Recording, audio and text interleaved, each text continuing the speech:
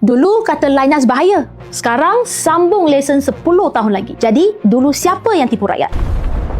Pada 3 hari bulan Mac tahun 2026, kerajaan telah lanjut lesen operasi Linus selama 10 tahun lagi sehingga tahun 2036. Tetapi kalau kita imbas kembali sebelum tahun 2018, ramai pemimpin Pakatan Harapan dakwa Linus ancam kesihatan rakyat dan alam sekitar. Beritahu sama budak-budak Linus ini, kita mau hentikan Linus.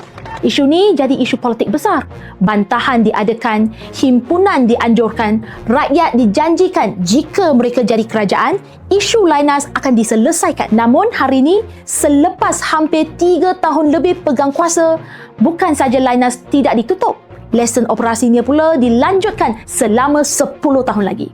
Jadi persoalannya, adakah isu Linus dahulu hanya senjata politik untuk jatuhkan kerajaan ketika itu dan keputusan melanjutkan lesen ni dibuat atas kepentingan ekonomi negara atau kesejahteraan rakyat dan alam sekitar? Kita rakyat Malaysia berhak mendapat jawapan dari kerajaan. Apa pendapat anda?